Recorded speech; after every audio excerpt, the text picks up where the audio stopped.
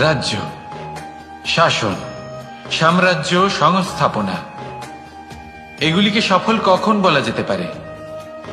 কোনো কোনো বুদ্ধিজীবী বলেন তখন যখন চারিদিকে শান্তি থাকে, কারোর মনে কোনো প্রশ্ন থাকবে না, শঙ্কা থাকবে না। কিন্তু আমার মনে হয় এটা অনুচিত। কোনো রাজ্যের পক্ষে বা কোনো শাসনকালে সব থেকে বড় সংকট তখন আসে যখন সব থেকে বেশি যোগ্য ব্যক্তি বা সব থেকে বেশি বিদ্বান ব্যক্তিও শুধু মুখদর্শক হয়ে বসে থাকেন। মনে প্রশ্ন আসতে থাকে কিন্তু জিজ্ঞেস করেন না, শঙ্কা উৎপন্ন হয় কিন্তু ব্যক্ত করতে পারেন না। এটা খুবই অনুচিত। এই যে প্রশ্ন, তা আসা খুব ভালো। এই প্রশ্ন অকারণে আসে না, কোনো সমস্যার কারণেই আসে। এই প্রশ্নের দ্বারা আপনি সেই সমস্যাগুলি দেখতে পাবেন যাতে আপনি এতদিন অনভিজ্ঞ ছিলেন। আর যত প্রশ্নের নিবারণ আপনি করবেন, ততই আপনার রাজ্য, আপনার শাসন আরো শ্রেষ্ঠ হয়ে উঠবে। এই প্রশ্ন, এই শঙ্কা, এগুলো আপনাকে সমাধানের চূড়াতে অবশ্যই নিয়ে যাবে। সেই জন্য না প্রশ্ন করা অনুচিত, আর না শঙ্কা ব্যক্ত করা অনুচিত, আর না তিনি মূর্খ যিনি প্রশ্ন করেন, শঙ্কা ব্যক্ত করেন। তাই এনাদের কখনো দূরে করে দেবেন না, এনাদের নিজস্ব মতামত রাখতে দিন। যখন সবাই মিলে একমত হবেন, তখন নিশ্চিত রূপে বলা যায় যে এই রাজ্য, এই শাসন, এই সংস্থাপনা সাফল্যের শিখরে রয়েছে। তাহলে আসুন আর আমার সাথে ভালোবেসে বলুন, রাধা রাধা।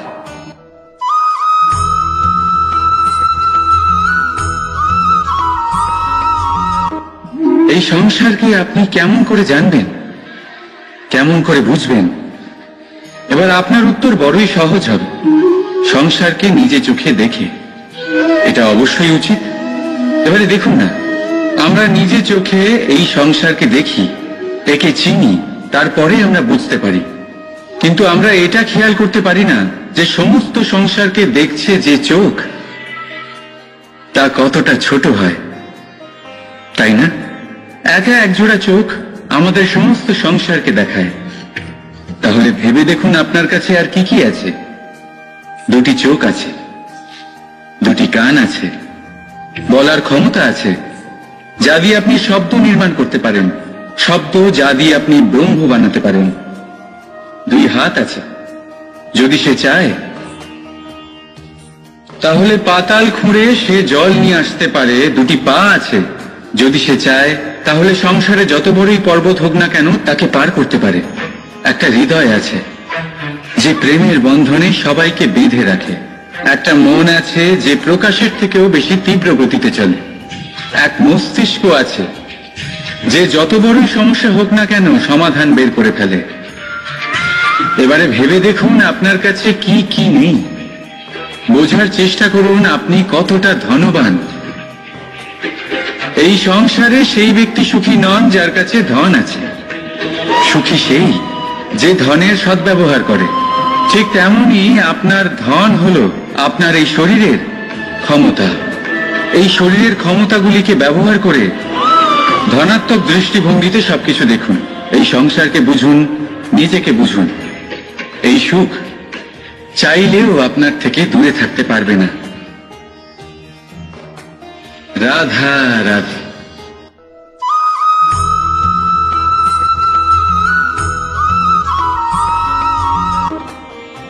যখনই আমরা কথা বলি জলরাশির বিষয়ে, যখন আমরা তুলনা করি, তখন আমাদের খুব ভালো লাগে মিষ্টি সরোবর, পুকুর, নদী। আর আমরা অপেক্ষা করে থাকি সাগরের জন্য, সমুদ্রের জন্য। কেন করি? কারণ এই সাগর, এই সমুদ্র, এ হলো অত্যন্ত বিশাল আর ভয়ানক। এর জলও কিন্তু নোনতা, যা আমরা পান করতে পারি না। কখনো ভেবে দেখেছেন এই সমুদ্রের অন্তরে এই নোনতা জল, এই নোনতা ভাব, এটা আসে কোত্থেকে?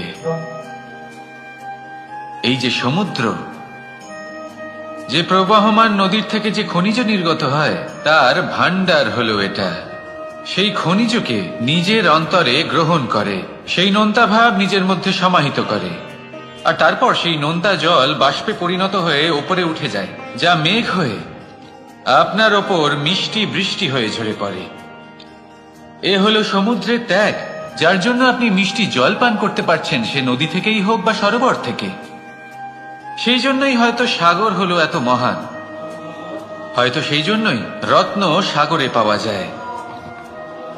তাই মনে রাখবেন, ক্ষমতা তারই হয় যে ত্যাগ করতে জানে, কোনো বিষকে নিজের মধ্যে ধারণ করে নিতে জানে। তাহলে আপনিও এটাই করুন, এতটাই শক্তিশালী হয়ে উঠুন, আর আমার সাথে ভালোবেসে বলুন, রাধা রাধা।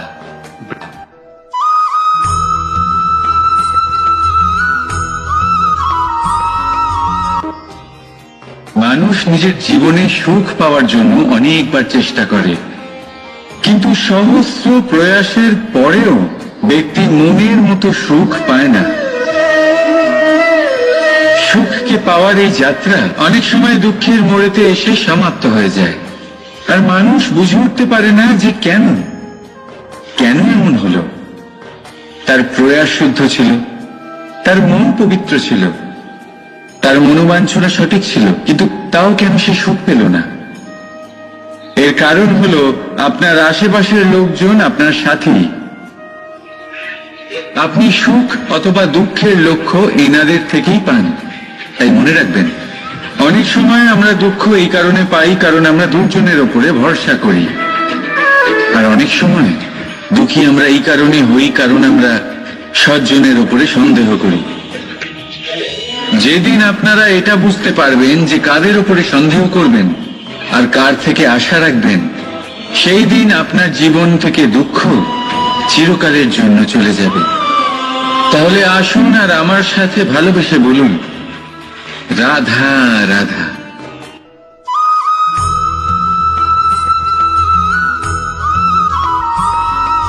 প্রকৃতি, নিয়তি কখনোই কারোর সাথে পক্ষপাত করে না, প্রত্যেককে জীবনদান দেয়, সমান সুযোগ প্রদান করে।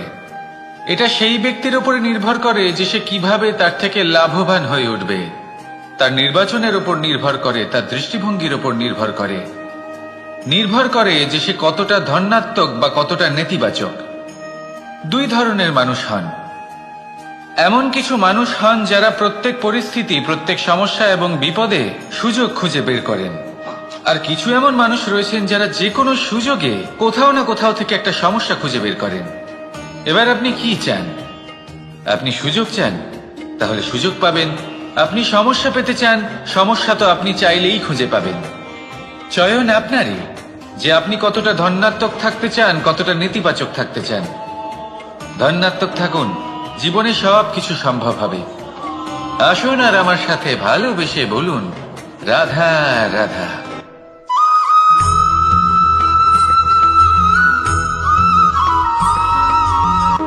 এই পেরেককে দেখতে পাচ্ছেন আপনি?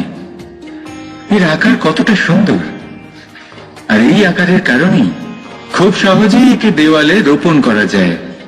কিন্তু যখন আপনি এই পেরেককে দেওয়াল থেকে বাইরে আনেন, আপনি দেখবেন ওখানে একটা চিহ্ন রয়ে যায়। ঠিক এমনই হলো আমাদের মুখ থেকে বের করা কড়া শব্দ।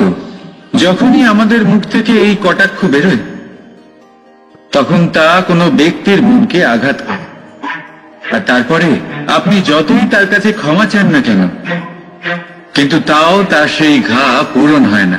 আপনার বলা সেই কথা, সেই কঠোর চিহ্ন ওই ব্যক্তির মনের দেওয়ালে খোদাই হয়ে থাকে। সেই জন্য আমি সবসময় বলি, এই শব্দের শক্তিকে আপনারা বুঝুন, এর মাহাত্ম্যকে বুঝুন। এই শব্দ ব্রহ্ম, কারণ যেভাবে আপনাকে এই শব্দ বিজয়ী করে তোলে, সেইভাবেই এই শব্দ আপনার ব্যাকুলতার কারণে, আপনার বাচনভঙ্গির কারণে, আপনার অতি উৎসাহের কারণে আপনাকে বিপরীত প্রহারও করতে পারে, যতই আপনার মন সুন্দর ও মধুর হোক না কেন।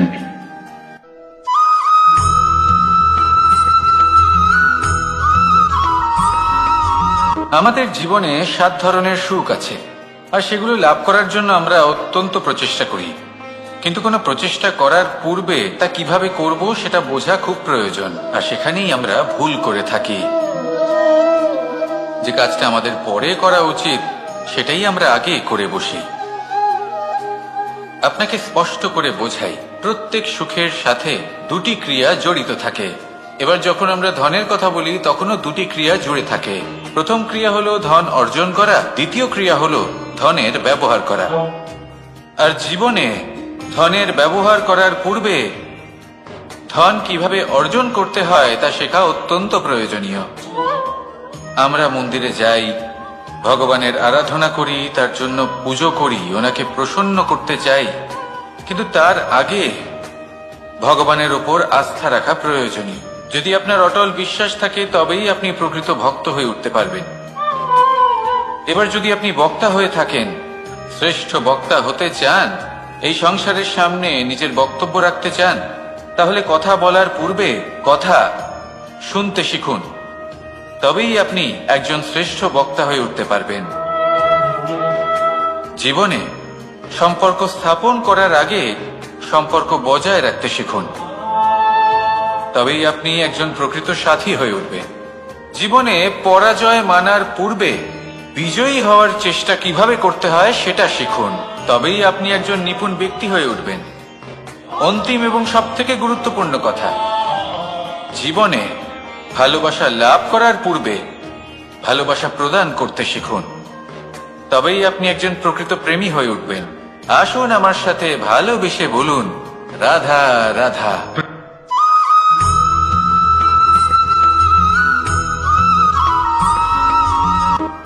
মানুষের শরীরের বিভিন্ন অঙ্গ দ্বারা ভিন্ন ভিন্ন প্রকারের কাজ করা হয়, আর সেই জন্য মানুষ নিজের শরীরের যত্ন করে, তার খেয়াল রাখে, নিজের শরীরকে সুস্থ রাখে, স্বচ্ছ রাখে, বস্ত্র পরিধান করে, আর কোথাও আঘাত লাগলে ক্ষতস্থান ঢেকে ফেলে। মানুষের শরীরে এমন একটি অঙ্গ আছে যা চোখে দেখা যায় না, যা অদৃশ্য থাকে, কিন্তু সেইটা দিয়ে মানুষের বিষয়ে অনেক কিছু জানা যায়। এবং মানুষের শরীরের সেই অঙ্গের নাম হলো বাণী, আপনার ভাষা। আপনি যেভাবে কথা বলেন, যার সাথে কথা বলেন, আপনি যেভাবে শব্দ চয়ন করেন, তার দ্বারা আপনার বিষয়ে অনেক কিছু বোঝা যায়, আপনার ব্যক্তিত্বের বিষয়ে অনেক কিছু বোঝা যায়। সেই জন্য সবসময় কিছু বলার আগে একটু ভেবে নিন, নিজের কথার ওপর একটু নিয়ন্ত্রণ রাখুন। আমার কথা শুনুন, এই হৃদয়কে শুদ্ধ করে তুলুন। যদি এই হৃদয় শুদ্ধ থাকে তাহলে সর্বদা মধুর বাণী নির্গত হবে, যা সবাইকে প্রফুল্ল করে তুলবে, আর তখন এই মন প্রসন্ন হয়ে বলবে, রাধা রাধা।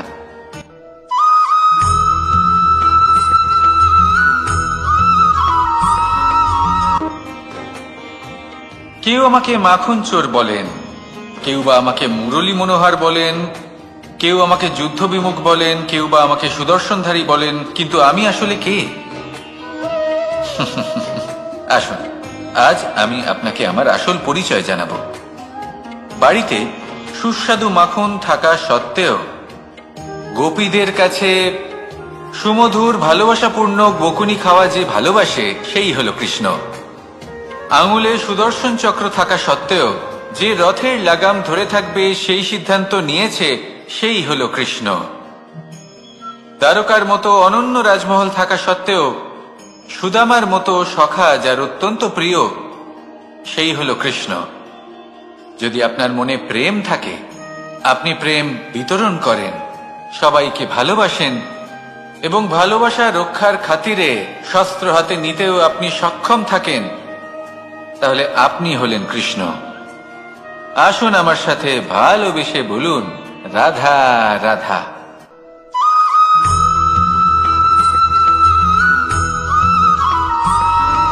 ধন, সম্পদ, ঐশ্বর্য, মানুষ হয় নিজের সৌভাগ্যের দ্বারা এগুলো লাভ করে থাকেন বা কর্মের দ্বারা।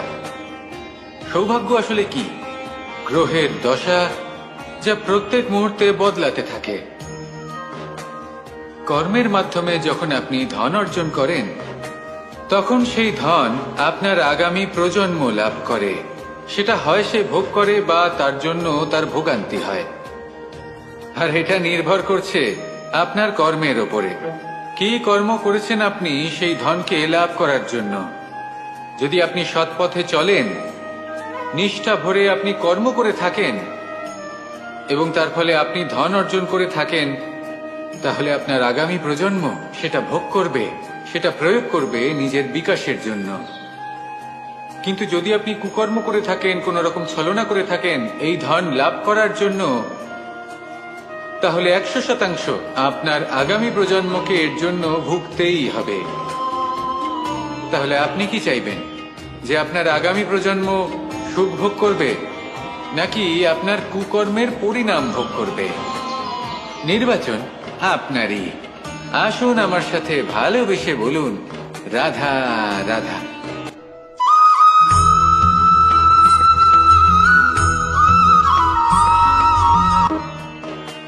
এমন অনেক মানুষ আছেন যারা আমাকে ভগবানের পরিভাষা জানতে চান, যে ভগবান আসলে কি, তিনি কেমন।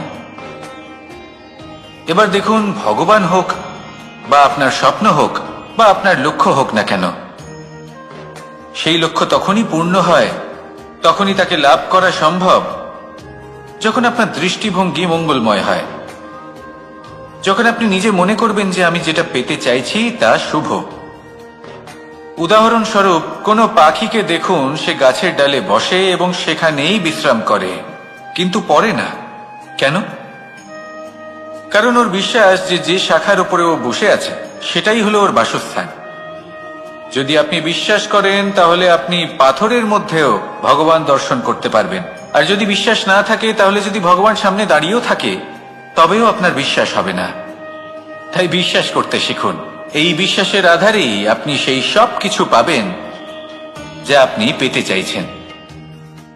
আসুন আমার সাথে ভালোবেসে বলুন, রাধা রাধা।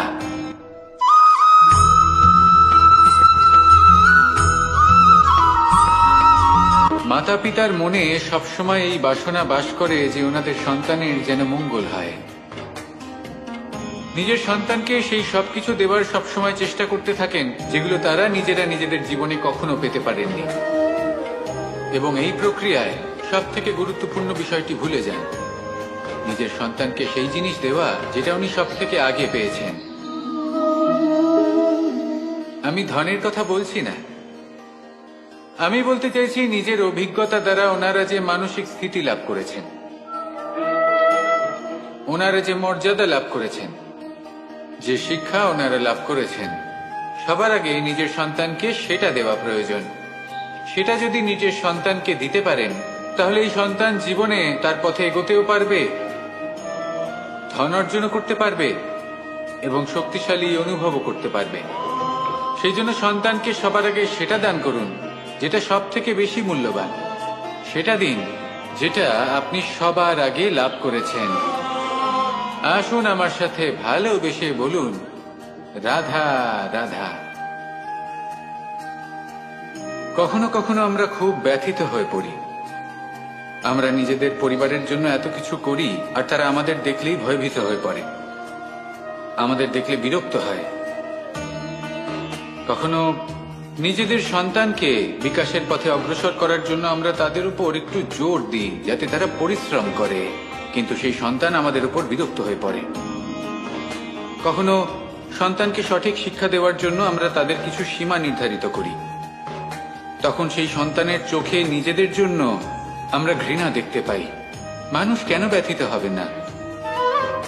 দেখুন, যখন সূচের দ্বারা আপনি বস্ত্র সেলাই করেন, তখন সূচের আঘাত সেই বস্তুকে সহ্য করতে হয়, কিন্তু তাতে সেই সূচ বা আপনার উদ্দেশ্যে কোনো প্রভাব পড়া উচিত নয়, কারণ আপনি তো আপনার কর্ম করছেন, আর তাও পূর্ণ নিষ্ঠা ভরে, এবং অবশেষে আপনার উদ্দেশ্য শুভ প্রমাণিত হবে।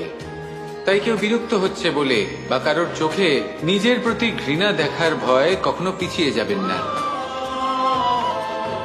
কষ্ট না করে বিকাশ সম্ভব নয়।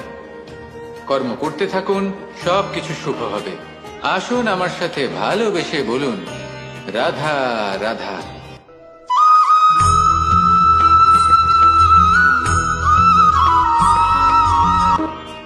জল হলো জীবনের আধার। যদি জল না থাকে, এই সংসারের জীবনের কোনো অস্তিত্ব নেই। এই জল হলো শুদ্ধ, পবিত্র। কিন্তু যখন এই জল পরিবেশের সংস্পর্শে আসে, তখন ধুলো, ময়লা, কাদা এবং অন্যান্য বস্তু দ্বারা এই জল পূর্ণরূপে দূষিত হয়ে যায়।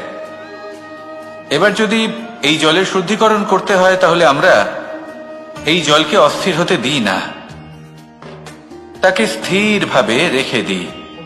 আর সেটা করলে সেই জল নিজে থেকেই সকল অশুদ্ধি ত্যাগ করে দেয়, নিজে থেকেই নিজেকে শুদ্ধ করে তোলে। এটা কিন্তু আমাদের মনের সাথেও হয়ে থাকে। এই সংসারে এত সমস্যার সম্মুখীন হয়েও কোথাও না কোথাও আমাদের এই মন মলিন হয়ে যায়, এতে নেতিবাচক ভাব জাগ্রত হয়। সেই মুহূর্তে আপনি কোনোভাবে রাগ করবেন না, মন খারাপ করবেন না, তাড়াতাড়ি কোনো সিদ্ধান্ত নেবেন না, কোনো প্রতিক্রিয়া দেবেন না। শুধু নিজের এই মনকে শান্ত করে রাখবেন, শান্ত মনে দিন যাপন করবেন। যদি এটা করেন তাহলে আপনি নিজে থেকেই বুঝতে পারবেন যে কি কি অশুভ ভাব আপনার মধ্যে জাগ্রত হয়েছে আর কি কি শুভ চেতনা আপনাকে জাগ্রত করতে হবে। আপনি নিজে থেকেই এমন পথ খুঁজে পাবেন যার দ্বারা এই অশুদ্ধি আপনি ত্যাগ করতে পারবেন। আসুন আমার সাথে ভালোবেসে বলুন, রাধা রাধা।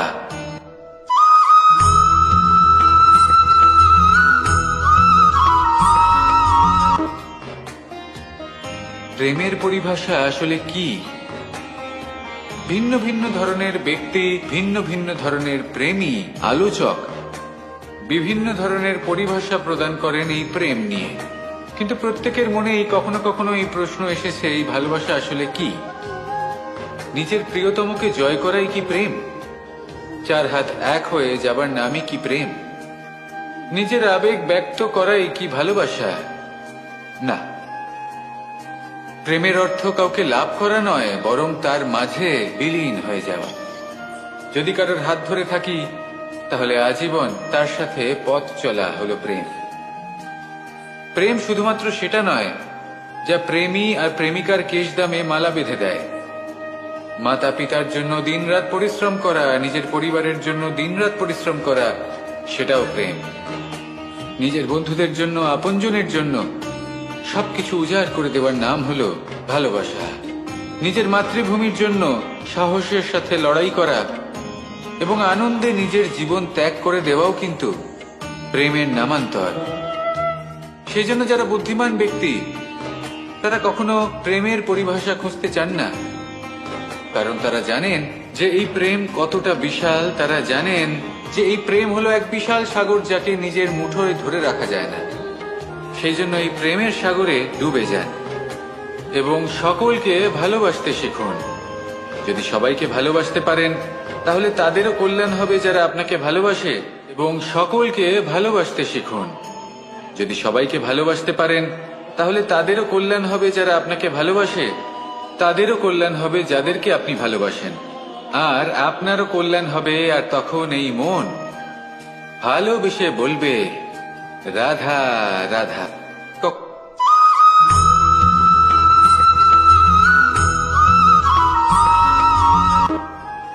যদি আপনি নিজের জীবনে প্রকৃত বন্ধু নির্বাচন করতে চান তাহলে তার আগে দর্পণ আর ছায়া এই দুইয়ের বিশেষত্বর বিষয়ে জানাটা অত্যন্ত প্রয়োজনীয়। দর্পণ কি করে থাকে? যখনই আপনি দর্পণের দিকে তাকাবেন ও শুধুমাত্র আপনাকে সত্যের সাথে অবগত করাবে, ও আপনাকে কখনো মিথ্যে বলবে না। সেখানেই যদি ছায়ার কথা বলি তাহলে দেখুন ছায়া কি করে, সব সময় আপনার সাথে থাকে, কখনো আপনার সঙ্গ ত্যাগ করে না। এবার আপনার জীবনে যদি এমন কোনো বন্ধু আসে যে সবসময় আপনাকে সত্য কথা বলবে, আপনার অপগুণের বিষয়ে যদি আপনাকে বলে কিন্তু তাও সে সত্যিই বলবে, তাহলে তার উদ্দেশ্য কিন্তু আপনাকে দুঃখ দেওয়া নয়। সে আপনার অজ্ঞানতা, আপনার ভ্রম দূর করতে চায়। যদি আপনি কোনো অনুচিত পথে চলতে থাকেন তাহলে সে আপনাকে বাধা দিতে চায়।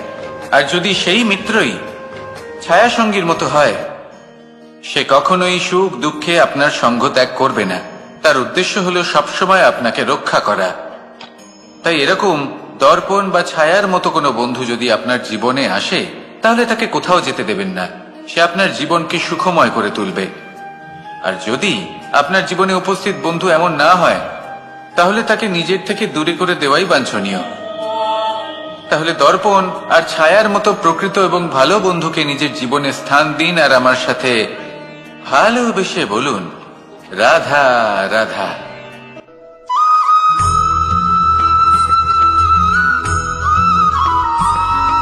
কখনোই প্রশ্ন আসতে পারে যে ইমারত কেন নির্মাণ করা হয়, কেন উৎসব পালন করা হয়, কেন মানুষ নিজেদের জন্মদিন পালন করেন, কেন দোল, বিজয়া দশমী, রাখি, দীপাবলির মতো উৎসব পালন করা হয়। যদি এগুলো পালন না করা হয় তাতে কি যায় আসে? যদি এই দোল উৎসব পালন না করা হয় তাহলে কি এই সংসার ভুলে যাবে যে নারায়ণের প্রতি ভক্তির কারণে ভক্ত প্রহ্লাদকে অগ্নি স্পর্শও করতে পারেনি? যদি বিজয়া দশমী পালন না করা হয় তাহলে কি এই সংসার ভুলে যাবে যে এই দিনে শ্রীরাম রাবণকে বধ করেছিলেন? যদি আমরা দীপাবলির এই উৎসব পালন না করি তাহলে কি এই সংসার এটা ভুলে যাবে যে অযোধ্যাতে অমাবস্যার এমন এক রাত এসেছিল যে রাত্রে অযোধ্যা পূর্ণিমার থেকে বেশি উজ্জ্বল হয়ে উঠেছিল? যদি এই রাখি উৎসব পালন না করা হয় তাহলে কি এই সংসারের ভাই এবং বোনেরা একে অপরের প্রতি ভালোবাসা কি সেটা ভুলে যাবে? বিষয়টা ভুলে যাওয়ার নয়, বিষয়টা হলো মনে রাখা। যখন জীবনে আমরা কোনো একটা স্থানে পৌঁছই, উপলব্ধিগুলোর উৎসব পালন করি, যাতে সেই মুহূর্তে আমরা সকলের মধ্যে আনন্দ ছড়াই এবং মানুষ সেই মুহূর্তটা মনে রাখেন। এই স্মৃতিগুলোই মানুষের মধ্যে বিশ্বাসের জন্ম দেয়। এই বিশ্বাস যে আগামী যেদিন আসছে তাতে আরো আনন্দের সম্ভাবনা রয়েছে। ভালোবাসার এই উৎসব, ভালোবাসার এই পার্বণ, এটা মানুষের মনে বিশ্বাসের জন্ম দেয় যে প্রত্যেক যুগে কেউ না কেউ এসেছে এবং পরবর্তীতেও আসবে। তাহলে আসুন আমরা ডুবে যাই আমার লীলার এই প্রেম যাত্রায় এবং ভালোবাসার এমন একটা উৎসব পালন করা যাক যা এই সংসার যুগ যুগ পর্যন্ত মনে রাখবে। তাহলে আসুন আর আমার সাথে ভালোবেসে বলুন, রাধা রাধা।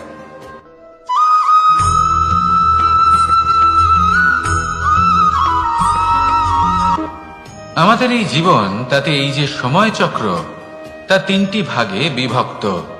এক হলো অতীতকাল, ফেলে আসা অতীত, তারপরে আসে বর্তমান, এখনকার এই মুহূর্ত, আর তারপর আসে আগামীকাল অর্থাৎ ভবিষ্যৎ। এবার এখানে সবথেকে গুরুত্বপূর্ণ হলো অতীতকাল, ভবিষ্যৎকাল, ফেলে আসা অতীত এবং আগামী সময়। কেন? কারণ এই দুইয়ের উপর নির্ভর করছে যে আপনি বর্তমানে কি করতে চলেছেন। শুধু প্রয়োজন হলো সঠিক দৃষ্টিভঙ্গির। অতীতকালকে যদি আপনি একটি দৃষ্টিভঙ্গি থেকে দেখেন তাহলে অতীতকালে আপনি দুঃখও দেখতে পাবেন, যন্ত্রণাও দেখতে পাবেন। অন্য কোনো দৃষ্টিভঙ্গি থেকে দেখলে আপনি অতীতকাল থেকে শিক্ষাও লাভ করবেন।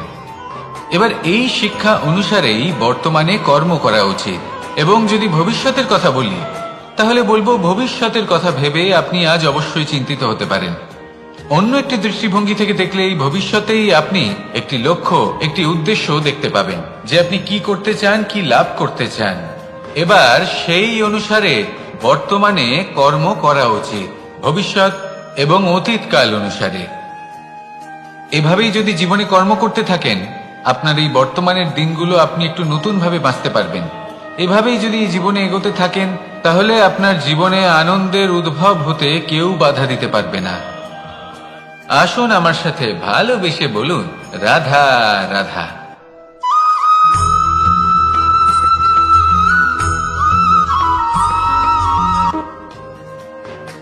সমুদ্র মন্থনের সময় দুই ধরনের রত্ন লাভ করা হয়েছিল। প্রথম হলাহল, যার প্রভাব থেকে এই সমস্ত সংসারের জীবের প্রাণ বাঁচানোর জন্য মহাদেব তাকে নিজের কণ্ঠে ধারণ করে নিয়েছিলেন। আর দ্বিতীয় অমৃত, যেটা কিঞ্চিত পরিমাণ মাত্রায় পাওয়া গেছিল। কখনো কখনো জীবনে এমন কোনো বস্তু যা আপনি প্রয়োজনের থেকেও অনেক বেশি মাত্রায় ভোগের জন্য লাভ করে থাকেন, তা আপনার জন্য বিষ প্রমাণিত হতে পারে। যেমন জল, প্রয়োজনের থেকে অনেক বেশি মাত্রায় যদি এই জল আসে তাহলে আপনার প্রাণ কাটতে পারে। কিন্তু পরিশ্রমের পরে এক পাত্র শীতল জল দ্বারা আপনি যদি স্নান করে নেন তাহলে তা আপনার শরীরের জন্য অমৃত হবে। পরিশ্রম করার পরে যদি আপনার শরীর এক পাত্র খাবার লাভ করে তাহলে তা আপনার শরীরের জন্য অমৃত। কিন্তু যদি কোনো পরিশ্রম না করেই আপনি দিনরাত শুধুই খাবার গ্রহণ করতে থাকেন তাহলে আপনার কাছে তা বিষ সমান। বিষ এবং অমৃত গ্রহণ করাটা আপনার উপরে নির্ভর করছে। কোনো বস্তু আপনার পক্ষে বিষও হতে পারে, আবার অমৃতও হতে পারে। নির্ভর করছে যে আপনি সেটা কিভাবে ব্যবহার করছেন, কতটা মাত্রায় ব্যবহার করছেন। আসুন আমার সাথে ভালোবেসে বলুন, রাধা রাধা।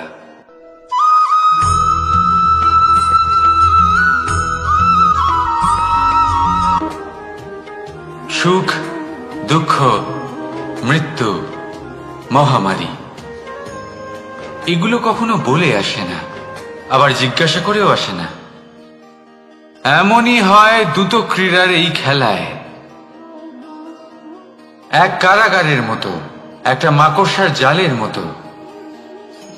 যেমন একটা মাকড়সার জাল একটা পোকাকে নিজের দিকে আসতে আকর্ষিত করে নিজের চমকের দ্বারা, নিজের গঠন দ্বারা, সেরকমই দ্রুত ক্রীড়ার এই খেলা মানুষকে নিজের দিকে আসতে প্ররোচিত করে। শেষে গিয়ে মানুষ আটকা পড়ে। পার্থক্য শুধু এটাই, যখন এক পোকা এই জালে জড়িয়ে পড়ে তখন সে তার প্রাণ হারায়। মানুষ যখন এই দ্রুত ক্রীড়ায় আকর্ষিত হয়, সে নিজের মান, নিজের ধন সব কিছু হারায়, নিজের বিবেক হারিয়ে ফেলে। কিন্তু আপনি আপনার বিবেক কখনোই হারাবেন না।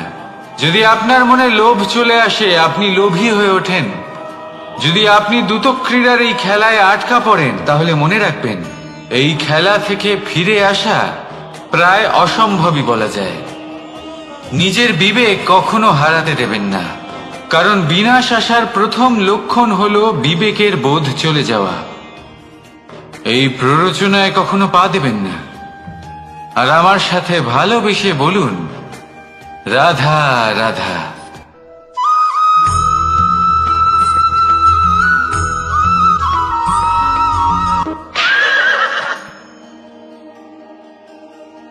প্রেম,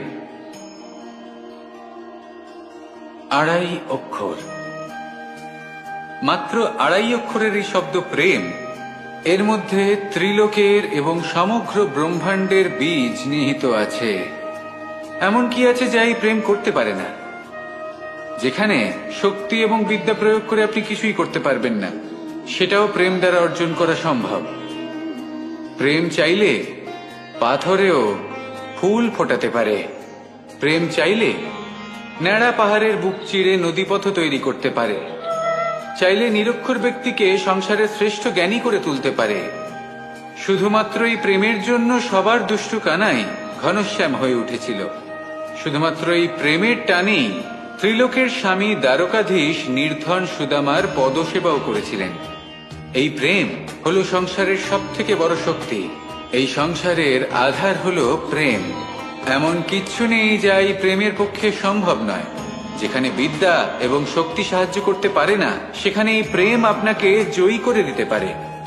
তাহলে আসুন আর আমার সাথে ভালোবেসে বলুন, রাধা রাধা।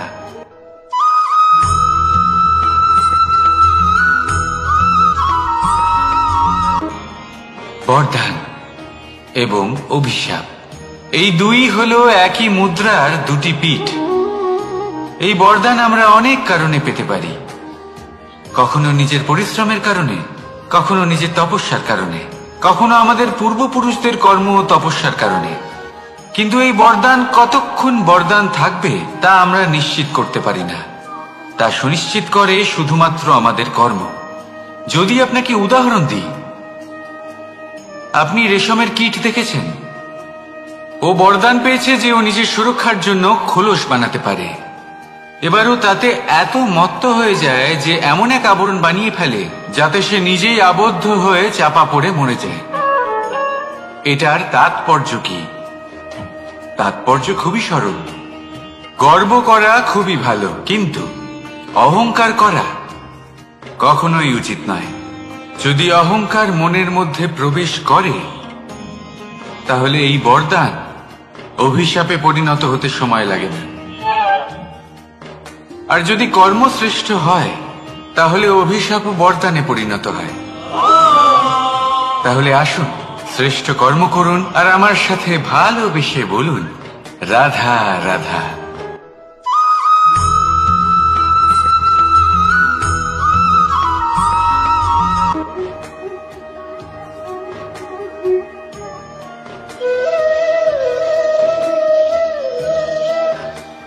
কর্ম এবং ফল।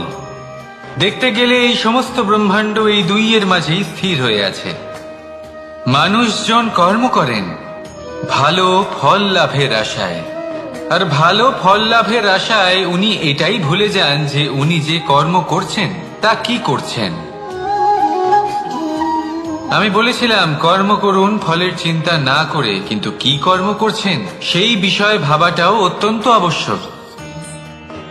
নয়তো অনেক সময় আমরা এমন কর্ম করে ফেলি যা না চাইতেও বিষে পরিণত হয়, যা হয়েছে দুঃশাসনের সাথে, দুর্যোধনের সাথে, গুরু দ্রোণের সাথে। একজনের মানসিকতা উচিত ছিল না, একজনের বিবেক উচিত ছিল না, আরেকজন যে পক্ষ নির্বাচন করেছিলেন সেই পক্ষ উচিত ছিল না। আর যা কিছু ওনাদের সাথে হলো, আপনার আমাদের সকলের সাথে তা হতে পারে। আমি বলেছিলাম কর্ম করুন, ফলের চিন্তা করবেন না, কিন্তু এই কর্মের বিষয়ে বিচার করে দেখাটাও ততটাই আবশ্যক। দেখুন, কর্ম করার উচিত প্রক্রিয়া ফলের চিন্তা না করা, কিন্তু যদি আপনার কর্ম শুভ হয় তাহলে তার ফলও নিয়তি আপনাকেই দেবে। সর্বদা কর্ম করার সময় এটা ভাবুন যে আপনার এই কর্ম এই সংসারকে, এই সমাজকে, আপনার পরিবারকে, আপনার আশেপাশের মানুষজনকে কোন দিশায় নিয়ে যাবে। যদি এটা সবার জন্য মঙ্গলময় হয় তাহলে কর্ম করতে থাকুন। আর হ্যাঁ, নিশ্চিত রূপে ফলের চিন্তা করবেন না। আসুন আমার সাথে ভালোবেসে বলুন, রাধা রাধা।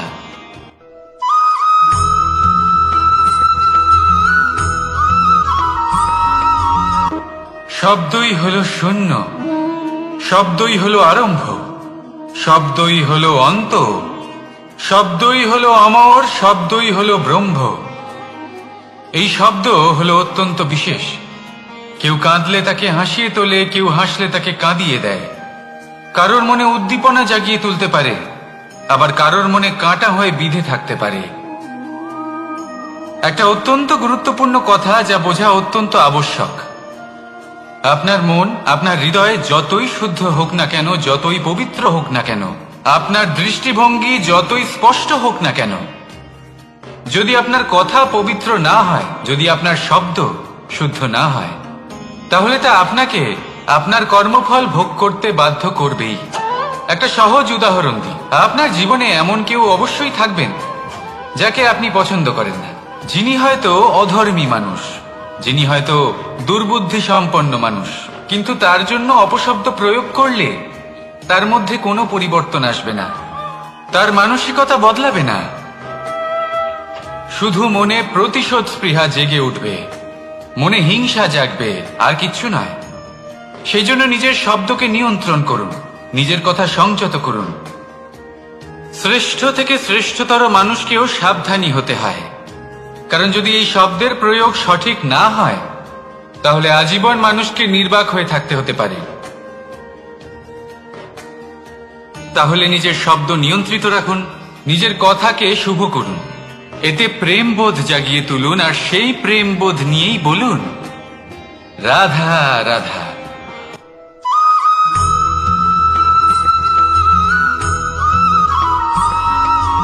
বটবৃক্ষের বীজ সর্ষের দানার থেকেও ছোট হয়, কিন্তু যখন তা নিজের রূপ ধারণ করে তখন তা বিশাল বৃক্ষের আকার ধারণ করে, যা সহস্র বছর ধরে বেঁচে থাকে, ছায়া প্রদান করে, পাখিদের আশ্রয় প্রদান করে, আর দেয় পথচারীদের বিশ্রাম করার স্থান।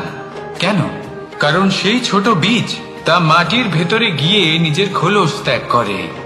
অন্ধকারে থাকে সে, যতই আলো আসুক না কেন, যতই বর্ষা আসুক না কেন, সব সহ্য করে। আর তারপরে একটা চারা গাছ অঙ্কুরিত হয়, তারপর ধীর গতিতে একটা বিশাল বৃক্ষতে পরিণত হয়। দেখুন, জীবনে কঠিন সময় আসে, এই জন্য নয় যে আপনি হার মেনে নেবেন, এই জন্য আসে যাতে আপনি ভবিষ্যৎ নির্মাণের জন্য নিজেকে তৈরি করতে পারেন।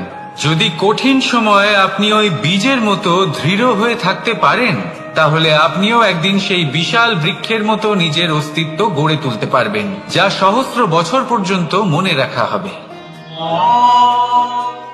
আসুন আমার সাথে ভালোবেসে বলুন, রাধা রাধা।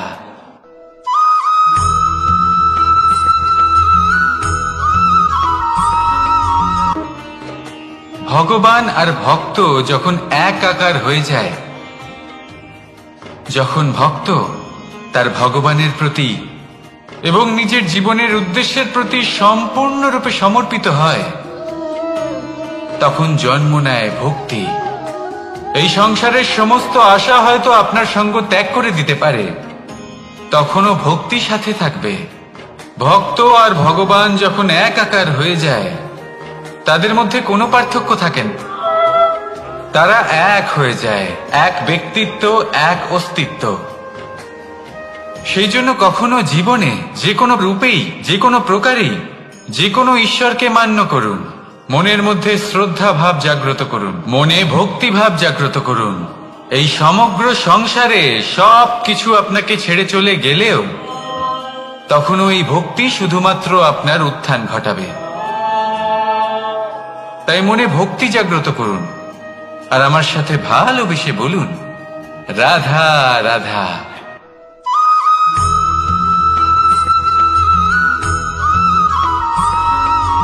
বটবৃক্ষের বীজ সর্ষের দানার থেকেও ছোট হয়, কিন্তু যখন তা নিজের রূপ ধারণ করে তখন তা বিশাল বৃক্ষের আকার ধারণ করে, যা সহস্র বছর ধরে বেঁচে থাকে, ছায়া প্রদান করে, পাখিদের আশ্রয় প্রদান করে আর দেয় পথচারীদের বিশ্রাম করার স্থান।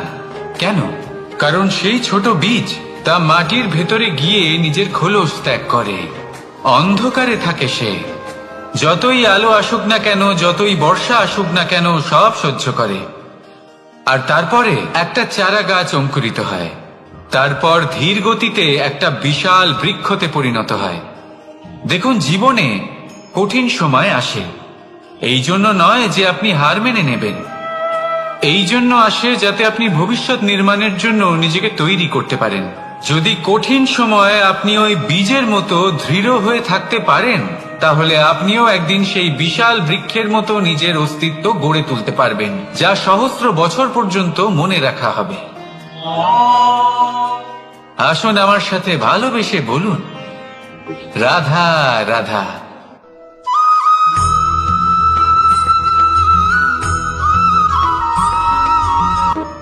সাফল্য কে না চান? সাফল্য লাভ করার, শিখরে পৌঁছানোর আলাদাই একটা আনন্দ রয়েছে।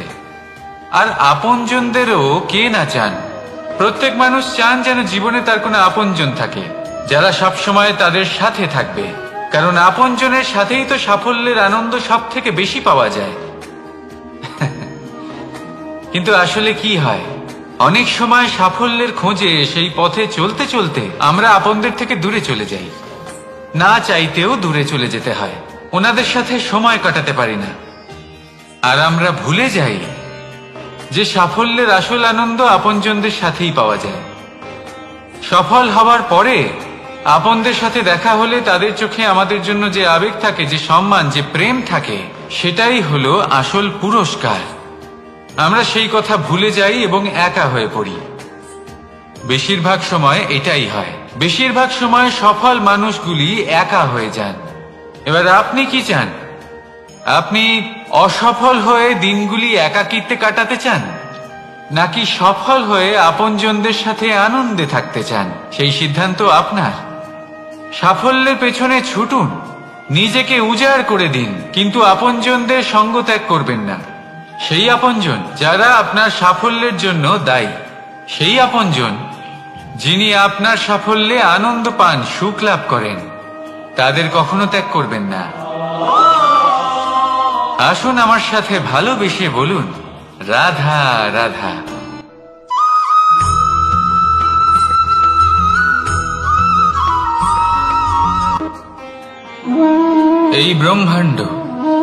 এই ব্রহ্মাণ্ড কত বৃহৎ, তাই না? যার সম্মুখে এই পৃথিবীকেও একটা বিন্দুর মতো মনে হয়।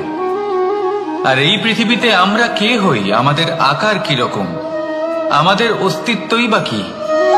যখন আমরা এভাবে ভাবি তখন মনে হয় আমরা কিছুই নই। তা আমরা যখন কিছুই নই, তাহলে আমরা এত চিন্তা করি কেন?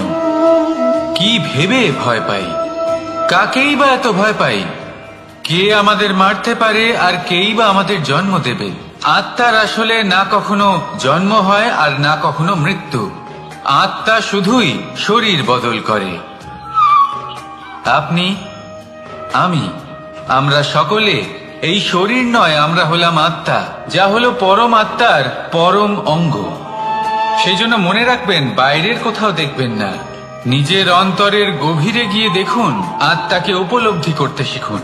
ক্লেশ, ভয়, চিন্তা, এই সব কিছুর থেকে নিজেকে দূরে রাখুন, তাহলেই উপলব্ধি করতে পারবেন পরমাত্মাকে। তাহলে আসুন আমার সাথে ভালোবেসে বলুন, রাধা রাধা।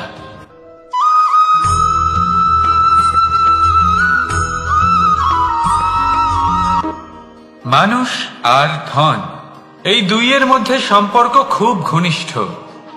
ধন হলো সেই শক্তি যার ব্যবহার মানুষ করে থাকে সাংসারিক বস্তু ক্রয় করার জন্য, নিজের জীবন যাপন করার জন্য। আর মানুষ হলো সেই শক্তি যারা ধনকে গুরুত্বপূর্ণ করে তোলেন। এবার একটা কথা বলি, ব্যবহার করা উচিত ধনকে আর ভালোবাসা উচিত মানুষকে। এটা বেশিরভাগ মানুষই বোঝেন না। মানুষ এখানেই সব থেকে বড় ভুল করে বসেন। তারা ভালোবাসেন ধনকে আর ব্যবহার করেন মানুষকে। এ হলো অনুচিত। দেখুন, আপনি একটা সূচের দ্বারা যুদ্ধ করতে পারবেন না, আর কোনো তলোয়ার দ্বারা বস্ত্র সেলাই করতে পারবেন না, তাই না? কোনটা কিসের জন্য হয় সেটা বোঝা অত্যন্ত জরুরি। আপনিও সঠিক দিকে অগ্রসর হন। মানুষকে ভালোবাসুন আর ধনকে ব্যবহার করুন। যদি আপনি মানুষকে ব্যবহার করেন, তাহলে আপনি ভালোবেসে ফেলবেন ধনকে। আর এই ভালোবাসা ধীরে ধীরে পরিণত হবে লোভে, আর ধীরে ধীরে এটা আপনাকে বিনাশ করে দেবে। তাহলে সমস্ত মানুষকে ভালোবাসুন আর এইভাবে ভালোবেসে বলুন, রাধা রাধা।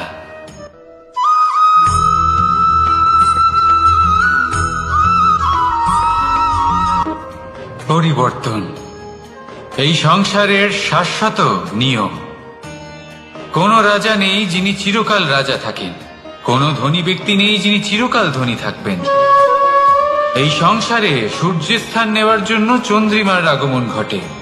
কোন স্থান যাকে পতিত বলা হয়েছিল সেখানে মহল তৈরি হয়েছে। কোন স্থান যাকে আজ মলিন বলা হয়েছে, কাল সেখানে মন্দিরও স্থাপন হতে পারে। কোন ঋতু চিরকালের জন্য থাকে না, কখনো সময় চিরকাল একরকম থাকে না। আজ যা আপনার কাছে রয়েছে কাল অন্য কারোর ছিল। আজ যে আপনার কাছে রয়েছে কাল তা অন্য কারোর কাছে চলে যাবে। আপনার সাথে কিছু থাকলে তা হলো আপনার কর্ম, কিন্তু সেই কর্মের পরিণামও আপনার নয়। আপনি শুধু কর্ম করুন, বাকি সবকিছুই পরিবর্তনশীল। কিন্তু সেই পরিবর্তনকে দেখে ভয় পাওয়ার প্রয়োজন নেই, তাকে স্বাগত জানান। যদি আপনি হাসি মুখে সেই পরিবর্তনকে স্বাগত জানান, তাহলে এই পরিবর্তনও হাসি মুখে আপনার সাথে থাকবে।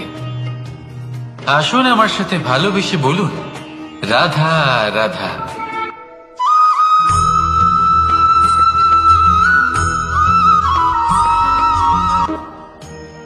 বল, শক্তি, পরাক্রম এই সংসারের বিকাশের মূল।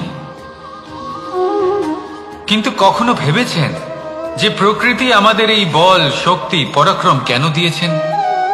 যাতে আমরা জীবনে কারোর উদ্ধার করতে পারি, কাউকে সাহায্য করতে পারি, কারোর জন্য ভালো কিছু করতে পারি, কোনো গরিব অসহায় মানুষের জন্য কিছু করতে পারি। এই বল, এই শক্তির সদ্ব্যবহার করতে পারি। কখনো দেখেছেন এমন মানুষ যার কাছে অসীম শক্তি আছে, কিন্তু তার সাথেই অসম্ভব অহংকারও রয়েছে, যিনি নিজেকে সর্বশ্রেষ্ঠ বলে মনে করেন, খারাপ কাজও করেন। আপনি দেখবেন প্রকৃতি এবং মানুষ তাকে ভাঙতে সর্বদা চেষ্টা করেন।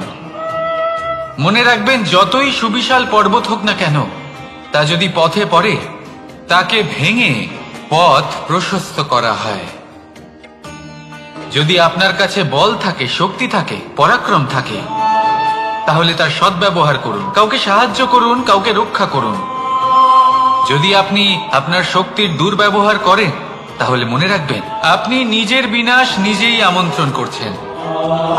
এবার বল অর্জন করার পরে, শক্তি অর্জন করার পরে আপনি নিজেকে বিনাশ করতে চান নাকি এই সংসারের উদ্ধার করতে চান? সিদ্ধান্ত আপনার। রাধা রাধা।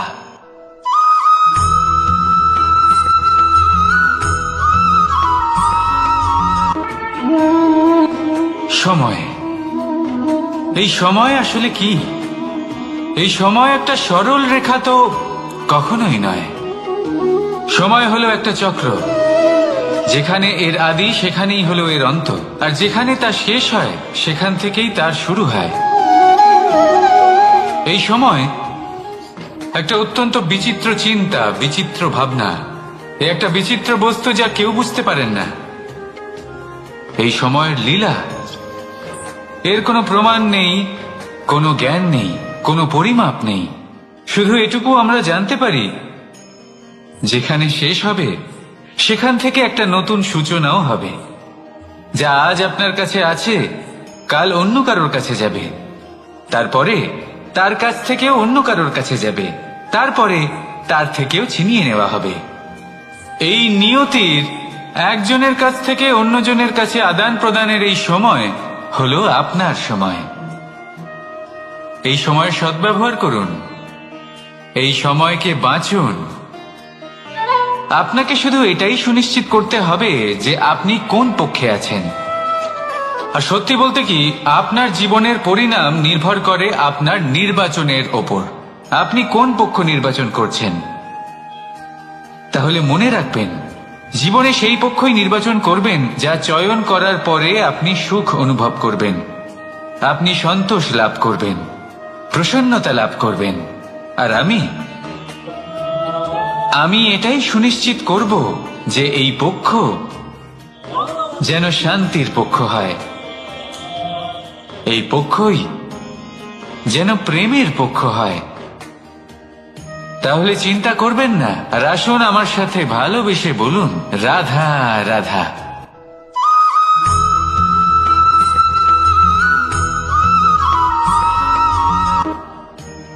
বল, শক্তি, পরাক্রম এই সংসারের বিকাশের মূল।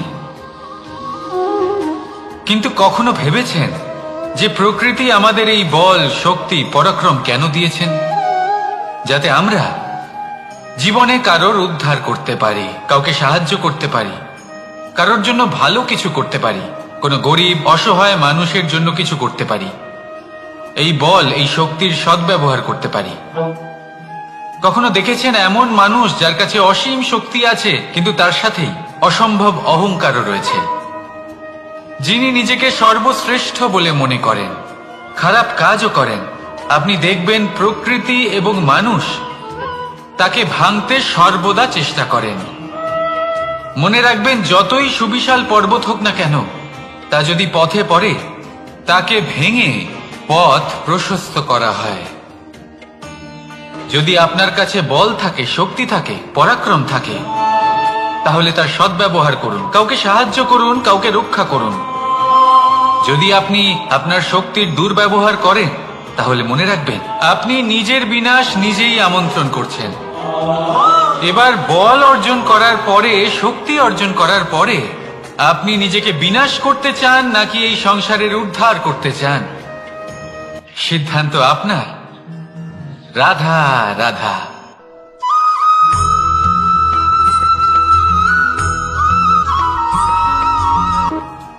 দৃষ্টি আর দৃষ্টিভঙ্গি, এই সমগ্র লীলা হলো এই দুইয়ের।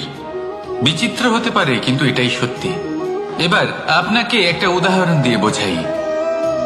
অনেক সময় আপনি কোনো ব্যক্তিকে এটা বলতে শুনবেন যে আমি আমার নিজের উপরে গর্ব করি, আমি নিজেকে নিয়ে গর্ব করি, আমি খুব ভালোভাবে আমার মা বাবার সেবা করি, ওনাদের আমি সবসময় সুখী রাখি, ওনাদের আমি একটা বাড়ি দিয়েছি, সকল সুখ সুবিধা দিয়েছি, ওনাদের জীবনে প্রত্যেক জিনিস দিয়েছি আর দেব যা তাদের প্রয়োজন। এবার আমাকে বলুন যে আপনি কে হন? আপনি হলেন সেই বীজ যা আপনার মাতা পিতা রোপণ করেছেন। আপনার মা বাবাই আপনাকে এই সংসারে জন্ম দিয়েছেন। এবার এইসব কথার কি তাৎপর্য? এই হলো সেই ব্যক্তির দৃষ্টিভঙ্গি। এবার দেখা যাক এই প্রকৃতি আমাদের কি শেখায়। কখনো কোনো গাছকে দেখবেন, যখন সেই গাছে ফল আসে, সে মালিকে এটা বলে না যে দেখো আমি তোমাকে ফল খেতে দিচ্ছি। সেই বৃক্ষ এটা বলে না যে দেখো আমি তোমায় আহার করতে দিচ্ছি, কারণ ও জানে যে এটা হলো সেই মালির পরিশ্রম, এটা হলো তারই কর্মের ফল, আর এটা তারই পাওয়া উচিত। সে বলে যে তোমার জিনিস তোমাকেই অর্পণ করলাম, এ আমার জিনিস নয়। ও জানে সেই মালির গুরুত্ব আসলে কি, এটা হলো তার দৃষ্টিভঙ্গি। সেই জন্য আপনি জীবনে কোন ব্যক্তির মধ্যে, কোন পশু পাখির মধ্যে, কোন প্রাণীর মধ্যে, কোন পরিস্থিতিতে, কোন আবেগের মুহূর্তে কি দেখতে পাচ্ছেন, সেটা আপনার দৃষ্টিভঙ্গির উপরে নির্ভর করছে। তাই নিজের মনে ধনাত্মক ভাব জাগ্রত করুন, শুভ চিন্তা নিয়ে আসুন। এই ভাবনাই সত্য হয়ে সামনে আসবে। এই দৃষ্টিভঙ্গি এমন হয়ে যাবে যে আপনার জীবনে সবকিছুই শুভ হবে। তাহলে আসুন আর আমার সাথে ভালোবেসে বলুন, রাধা রাধা।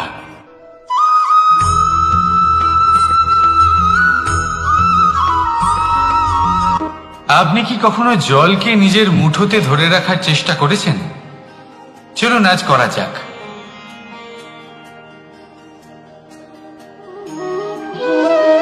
যদি আপনি নিজের মুঠো জোরে বন্ধ করেন, জল ধরে রাখতে পারবেন না। যদি আপনি তাকে এমনি বইতে দেন, তাহলে ও নিজের পথ নিজেই করে নেবে, আর আপনার হাতেও থেকে যাবে। আমাদের জীবনও হলো কিছুটা এরকম, জলের মতো, নিজের পথ নিজেই করে নেয় এই জীবন। প্রত্যেক সমস্যার সমাধান নিজেই করে নেয় এই জীবন। তাই জীবনে যখন কোনো পরিস্থিতি আমাদের প্রতিকূল হয়ে থাকে, কিছুই হয়তো আমরা বুঝতে পারছি না, কিছুই যখন বসে থাকে না, তখন আমরা হতাশ হয়ে পড়ি, নিরাশ হয়ে পড়ি, আর এটাই করা উচিত নয়।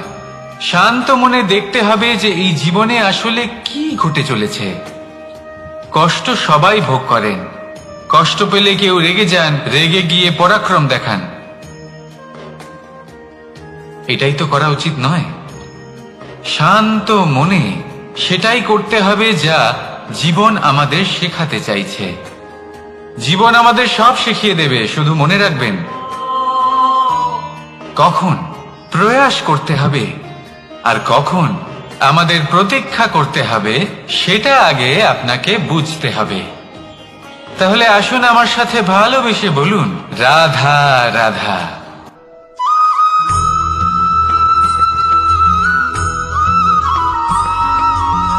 প্রতিশোধ অথবা কাউকে দুঃখ দেওয়ার ভাবনা, যদি এটা আপনার মনে থাকে, তাহলে আপনি নিজের মনেই যন্ত্রণার একটা বিশাল বৃক্ষ রোপণ করছেন, এটা মনে রাখবেন। কারণ কাউকে দুঃখ দেবার এই ভাবনা, এটা হলো সেই বীজ যা আপনার মনেই পতিত হবে, আপনার মনেই অঙ্কুরিত হবে, আর আপনার মনেই একটা বিশাল বৃক্ষরূপে বেড়ে উঠবে।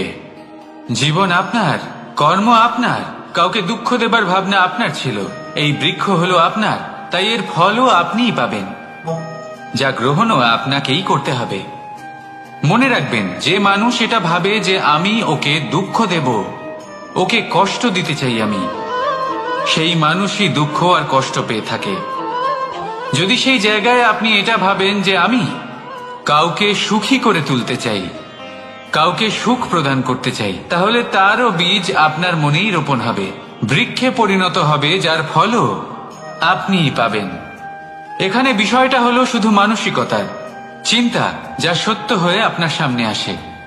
তাহলে এই মানসিকতা শুভ করুন, সবার জন্য মঙ্গল কামনা করুন। অন্যের মনে আপনার জন্য ভালো চিন্তা থাকুক বা না থাকুক, আপনি সবার জন্য শুভ চিন্তা করে কর্ম করতে থাকুন, তাহলে আপনার সাথেও ভালোই হবে। তাহলে আসুন আর আমার সাথে ভালোবেসে বলুন, রাধা রাধা।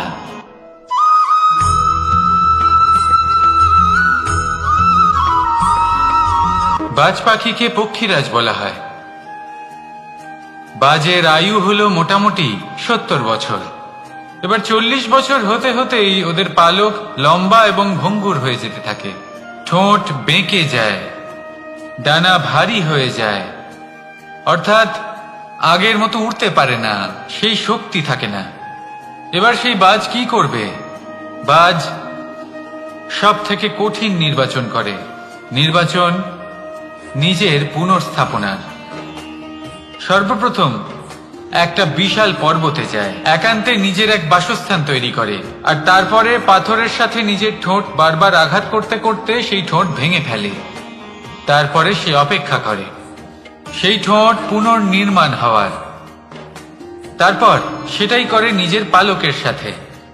তারপরে নিজের ডানা থেকে এক এক করে ভারী পালকগুলো ছিঁড়ে ফেলে দেয়। আর তারপর 150 দিনের এই যন্ত্রণা সহ্য করার পরে ও ফিরে পায় নিজের ওড়বার অনন্য ক্ষমতা, সেই শক্তি। আর তারপরে ও জীবনের পরবর্তী 30 বছর বাঁচে। কি বুঝলেন আপনি? যদি ইচ্ছে শক্তি থাকে তাহলে একজন দুর্বলও শক্তিশালী হতে পারে। আপনিও এটাই করুন, নিজের অতীতের যন্ত্রণার বোঝাগুলিকে ত্যাগ করুন আর কল্পনার খোলা আকাশে উন্মুক্ত হয়ে উড়ে বেড়ান। নিজের পুনর্স্থাপনা করুন, তবেই সর্বশ্রেষ্ঠ হতে পারবেন। আর মনে রাখবেন, এই ছোট ছোট পদক্ষেপই বড় বড় শিখরে পৌঁছে দিতে পারে।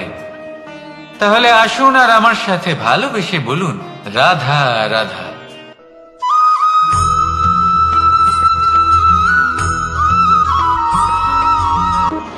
সুখ আর অভিজ্ঞতা, এই দুই জীবনে একসাথে কখনোই আসে না। মনে রাখবেন, যেখানে সুখ থাকে সেখানে অভিজ্ঞতা থাকে না। আর যখন এই সুখ আমাদের জীবন থেকে দূরে চলে যায়, তখন আমাদের জীবনে আসে এই অভিজ্ঞতা।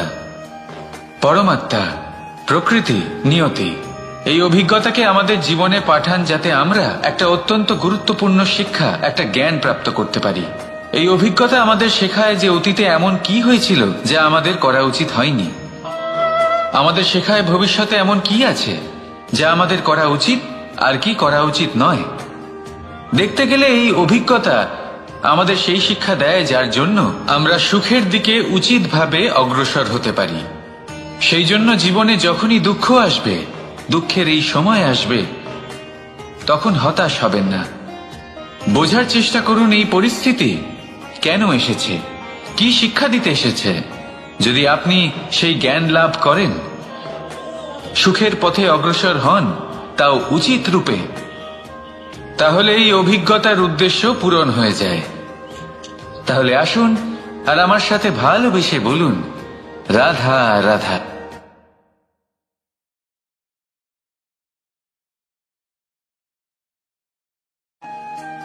জীবনে আমরা সবাই, এই সংসারে প্রত্যেকেই শুধুমাত্র ওপরে উঠতে চায়। এমন কেউ নেই যে নিচে পড়তে চায়। কিন্তু আপনাকে যদি সত্যের সাথে পরিচয় করাই, তাহলে নিচে পড়া অত্যন্ত আবশ্যক। যখন আপনি নিচে পড়েন, তখন সর্বপ্রথম আপনার মনে পড়ে ওপরে যখন ছিলেন, সেই স্থান, সেই সময় এবং তার গুরুত্ব কি ছিল। তার থেকেও বড় শিক্ষা, আপনার যখন পতন ঘটে, তখন আপনি বুঝতে পারেন আপনার আপন কে আর আপনার পর কে। কে আপনার শুভাকাঙ্ক্ষী আর তারা কে যারা আপনাকে ঈর্ষা করেন, আপনাকে ঘৃণা করেন। দেখুন, যখন আপনার পতন ঘটে, সেই সময় যিনি হাত বাড়াবেন আপনাকে সাহায্য করার জন্য, উনিই আপনার আপনজন।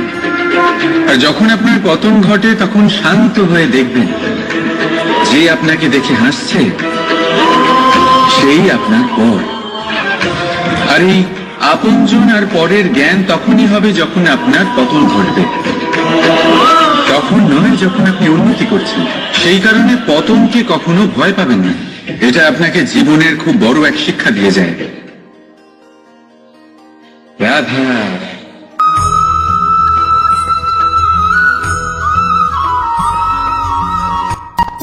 স্বর্ণ, হীরে, মুক্ত, মানিক, এই সব কিছুকে আগে পাথর বলা হতো। তাহলে এমন কি হলো যে এদের রত্ন বলা হয়? আর রত্ন তা বাস্তবে আসলে কি?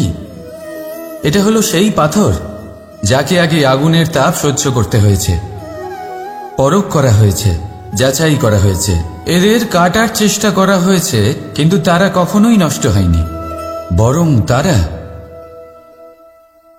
আরো উদ্ভাসিত হয়েছে, আরো উজ্জ্বল হয়েছে, এই সংসারে আরো প্রকাশ ছড়িয়ে দিয়েছে।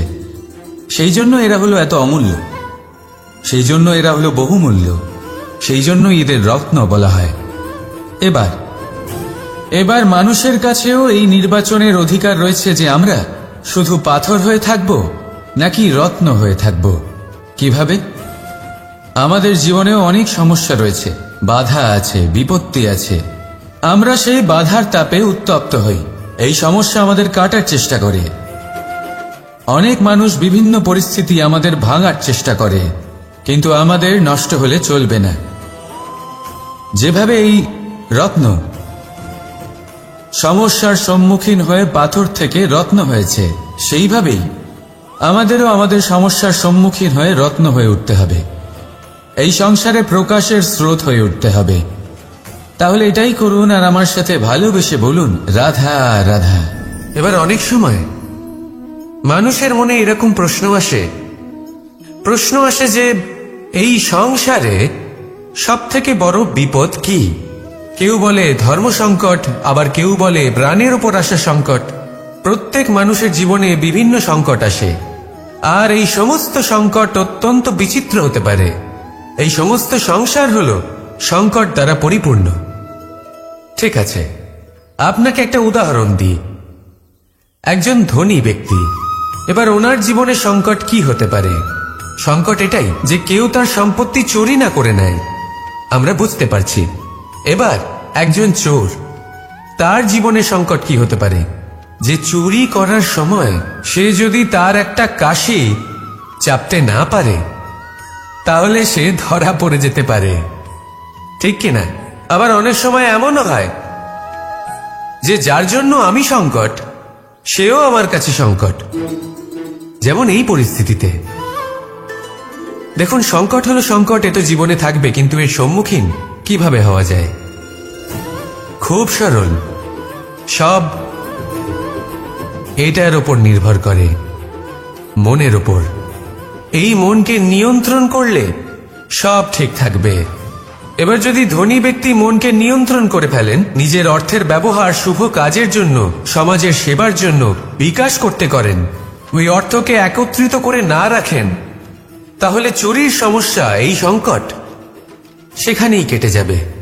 এবার যদি কথা বলি সেই চোরের, তাহলে চোর যদি নিজের মনকে সংযত করে নেয়, যদি নিজের কর্মকে নিয়ন্ত্রণ করতে পারে, তাহলে এমন কোনো স্বর নেই, এমন কোনো স্বর নেই যা ওকে ধরা পড়তে বাধ্য করবে। সেই জন্য জীবনে সংকট যতই আসুক, যত বড়ই সংকট আসুক না কেন, কবচ হলো একটাই, আর এই কবচের নাম হলো আত্মনিয়ন্ত্রণ। নিজের মনকে নিয়ন্ত্রণে রাখতে শিখুন। এটা নিজের জীবনে প্রয়োগ করে তো দেখুন। যদি আপনি করতে পারেন, তবে আপনি দেখবেন যে সংকট তো জীবনে আসা যাওয়া করে, কিন্তু সেই সংকটগুলির সম্মুখীন আপনি এইভাবে করতে পারবেন। তাহলে সেটাই করুন, আর আমার সাথে ভালোবেসে বলুন, রাধা রাধা।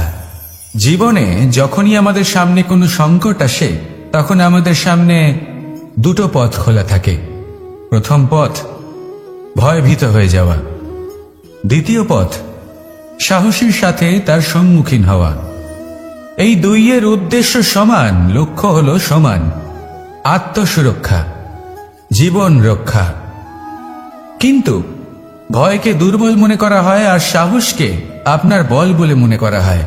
কারণ হলো এটাই যে ভয়, তা হলো শুধুমাত্র একটা প্রতিক্রিয়া, আর সেইখানে সাহস, এটা হলো একটা নিশ্চয়, একটা প্রতিবদ্ধতা। আর যদি সাহসের সাথে আপনি সংকটের সম্মুখীন হন, তাহলে হয়তো সেই সংকট আপনি চিরকালের মতো দমন করতে পারবেন। কারণ বিপদ যখন আসে, তখন সর্বপ্রথম আমাদের দ্বন্দ্ব হয় এখানে, মনে। সেই বিপদের সম্মুখীন আমরা এখানে হই। যদি এই হৃদয়কে, এই মনকে আপনি সাহসী করে তুলতে পারেন, তাহলে তাতে কখনো ভয় আসবে না, আর সেই বিপদের সম্মুখীন হওয়াও সরল হবে, জয়লাভ করাও সরল হবে। তাই নিশ্চিত রূপে সাহস হলো অধিক শ্রেষ্ঠ। জীবনে যখনই কোনো সংকট আসবে, তখনই সাহসের সাথে তার সম্মুখীন হন, আর আমার সাথে ভালোবেসে বলুন, রাধা রাধা। সংসারের সবথেকে মূল্যবান ধন কি হতে পারে? সেটা কি সেই স্বর্ণ যা দিয়ে অলংকার তৈরি করে আমরা ধারণ করি, নাকি সেই সব হিরে মুক্ত রত্ন যা হয় আমরা নিজেদের মুকুটে ধারণ করি বা হাতে আংটি বানিয়ে ধারণ করি, নাকি সেই ধন যার দ্বারা আমরা সংসারে যা চাই তাই কিনতে পারি? এই সব হলো ধন সম্পত্তি, কিন্তু সব থেকে বেশি মূল্যবান কিন্তু এরা নয়। এগুলো যে কেউ আপনার থেকে অনায়াসে কাটতে পারে। কোনো চোর চুরি করে নিতে পারে, কোনো ডাকাত এসে লুট করে নিতে পারে। সংসারের সব থেকে মূল্যবান ধন হলো সেটাই যাকে আমরা জ্ঞান বলে থাকি, যা আপনার থেকে কেউ কেড়ে নিতে পারবে না। কোনো ডাকাত লুট করে নিতে পারবে না, কোনো চোর চুরি করতে পারবে না, কোনো রাজা কর রূপে আপনার থেকে কেড়ে নিতে পারবে না। এগুলো আপনার সাথেই থাকবে। কিন্তু একটা কাজ আছে যা আপনি করতে পারেন। এই জ্ঞানরূপী ধন আপনি ছড়িয়ে দিতে পারেন। এই জ্ঞানই হলো এমন একমাত্র ধন যা ভাগ করে নিলে আরো বেড়ে যায়। সেই জন্য জীবনে সব সময় মনে রাখবেন, জ্ঞান লাভ করার বিষয়ে বেশি একাগ্র হন, ধন লাভ করার দিকে নয়। আমাদের মন প্রসন্ন চিত্ত হয়ে বলবে, রাধা রাধা। বৃক্ষের বীজ একটা সর্ষের দানার থেকেও ছোট হয়, কিন্তু যখন এটা বড় হয় তখন একটা বট গাছের মতো বৃহৎ আর মহান হয়ে ওঠে। গঙ্গা নদী, এর প্রারম্ভ হয় একটা ছোট্ট আর সরু স্রোত দিয়ে, তারপর সেটা বড় ধারায় বদলে যায়, তারপর সেটা নদীতে বদলে যায়, আর তারপর মহানদীতে পরিবর্তিত হয়। আপনি কি বুঝতে পারছেন যা আমি আপনাকে বোঝানোর চেষ্টা করে চলেছি? আমি আপনাকে বোঝাতে চাইছি যে প্রারম্ভ করার জন্য মহান হওয়ার কোনো প্রয়োজন নেই, কিন্তু হ্যাঁ, মহান হওয়ার জন্য প্রারম্ভ করা অত্যন্ত প্রয়োজনীয়। তাই শুরু করুন।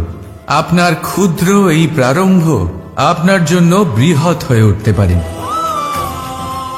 শুরু করেই দেখুন না, আপনার গন্তব্য আপনার জন্য অপেক্ষা করে আছে। রাধা রাধা। পুষ্প দেখতে পাচ্ছেন আপনি? কি সুন্দর এই পুষ্প। সবাই চায় এরকম কোনো এক পুষ্প সে নিজের করে নেবে, নিজের কাছে রাখবে। এবার ভাবুন, এই পুষ্প যে সম্মান পায় তা কিসের জন্য পায়? শুধু কি তাকে সুন্দর দেখতে বলে? আসুন আপনাকে একটা কথা বোঝাই। এই ফুল যখন গাছে থাকে তখন এই রূপ আমাদের আকর্ষণ করে। এই ফুল দিয়ে যদি আপনি মালা বানান, কোনো মূর্তিতে দেন, তাহলে তা সম্মানের নিদর্শন হয়। এবার এই ফুলই যদি আপনি বিছানাতে ছড়িয়ে দেন, তাহলে সেই দৃশ্য দেখে সেই সুবাসে আপনার মন পুলকিত হয়ে ওঠে। কিন্তু ভাবুন, এই পুষ্পই যদি আপনি চিতায় সাজান, তাহলে এই পুষ্পকে আর কেউ সম্মান করে না। একই রকম কথা, সেই একই পুষ্প এক পরিস্থিতিতে সম্মান পাচ্ছে, এক পরিস্থিতিতে নয়। কেন? কারণ এতেই লুকিয়ে রয়েছে একটা গুরুত্বপূর্ণ শিক্ষা। এর সারমর্ম হলো এটাই যে এই সম্মান ব্যক্তি বা বস্তুকে করা হয় না, সম্মান করা হয় সময় এবং পরিস্থিতিকে। এবার এই যে সময়, তা কখনোই আমাদের বশে থাকে না। আমাদের বশে থাকে পরিস্থিতি। আমাদের পরিস্থিতি কেমন হবে তার সিদ্ধান্ত স্বয়ং আমরাই নিই, আর যেরকম আমাদের পরিস্থিতি হবে সেরকমই আমাদের সম্মান করা হবে। তাহলে আসুন আমার সাথে ভালোবেসে বলুন, রাধা রাধা।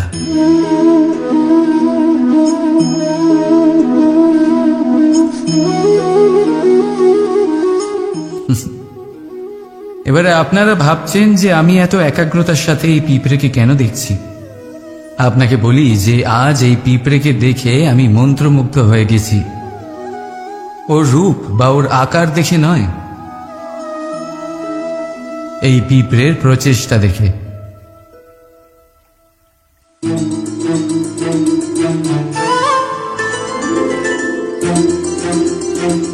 আপনি জানেন, অজস্র পরিশ্রমের পরেই পিঁপড়ে তার নিজের একটা ছোট বাড়ি বানাতে পারে, যা অন্য প্রাণীদের জন্য অত্যন্ত সহজ ব্যাপার।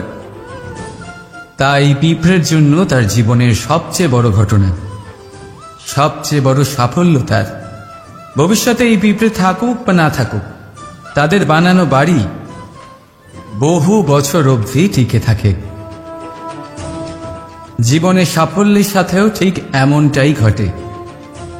আপনি একদিনে সাফল্য লাভ করতে পারবেন না, কিন্তু যদি আপনি প্রতিদিন চেষ্টা করতে থাকেন, তবে একদিন আপনি অবশ্যই সাফল্য লাভ করবেন। মনে রাখবেন, ভাগ্যের দ্বার তাদের জন্য উন্মুক্ত হয় না যারা হার মেনে নেয়। ভাগ্য তার দ্বার তাদের জন্যই খোলে যারা বসে না থেকে প্রয়াস করে সেই দরজার কড়া নাড়াতে। তাই প্রয়াস করতে থাকুন, সাফল্য অবশ্যই একদিন না একদিন আপনার কাছে আসবেই। রাধা রাধা। এই তালাটা দেখতে পাচ্ছেন আপনি? এই তালাকে ভেঙেও খুলে দেওয়া যায়, আবার ভালোবেসেও খুলে দেওয়া যায়। অর্থাৎ এই তালাটা আপনি এই চাবির দ্বারাও খুলে দিতে পারেন, এই হাতুড়ি দিয়েও খুলে দিতে পারেন। কিন্তু এই খোলাতে তফাৎ আছে। যদি তালা খোলার জন্য আপনি সেটা ভেঙে ফেলেন, তাহলে তা পরের বার আর কাজে লাগবে না। কিন্তু যদি এটা আপনি চাবির দ্বারা খোলেন, তাহলে তা চিরকাল কাজে লাগবে। আমাদের জীবনে সম্পর্কগুলো কিছুটা এরকমই হয়। আমাদের জীবনের আনন্দরূপী ধন রক্ষা করে এই সম্পর্ক, কিন্তু ভালোবেসে। যদি ক্রোধের দ্বারা এই সম্পর্ক রক্ষা করা হয়, তাহলে পরে তা কোনো কাজে আসে না। তাই সম্পর্ক সবসময় প্রেমের চাবি দিয়ে খুলুন, কারণ প্রতিবার নতুন তালা আপনি ব্যবহার করতেই পারেন, নতুন সম্পর্ক গড়তে পারবেন। রাধা রাধা। জীবন কি? এই জীবন আমরা জন্ম নিই, বড় হয়ে উঠি, আমাদের মা বাবা আমাদের পালন করেন, তারপর তাদের অর্থ দিয়ে আমাদের বাল্যকাল কাটে। আমরা আরো বড় হই, বিবাহ বন্ধনে আবদ্ধ হই, আমাদেরও সন্তান হয়, আমরা তাদের পালন করি, তারপর আমরা বৃদ্ধ হই, আর একদিন এই সংসার ছেড়ে আমরা সকলে চলে যাই। এটাই কি জীবন? আপনার মনে এই প্রশ্ন হয়তো অনেকবার জেগেছে, তাই না? এবার একটু জলের যাত্রাপথ লক্ষ্য করুন। সাগর থেকে বাষ্প হয়ে ওঠে এই জল, মেঘ হয়ে ঝরে পড়ে সে, তারপর নদী হয়ে আবার সাগরে মিলিয়ে যায়। কিন্তু কখনো এই প্রশ্ন করে না যে তার জীবন কি, তার উদ্দেশ্য কি। প্রতিটা মুহূর্ত বাঁচে সে, আর অন্যদের যতখানি সম্ভব সাহায্য করে। যখন সাগরে থাকে, তখন অসংখ্য জীবকে জীবন দান করে। যখন সাগর থেকে বাষ্প হয়ে মেঘ হয়ে যায়, তখন চাষিদের মনে এই আশা জাগায় যে ফসল আবার ফল।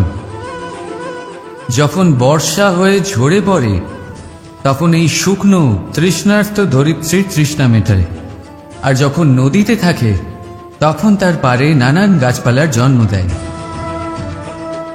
কিন্তু ভাবুন, জল কি কখনো এটা ভাবে যে তার জীবন কি বা তার জীবনের উদ্দেশ্যটাই বা কি?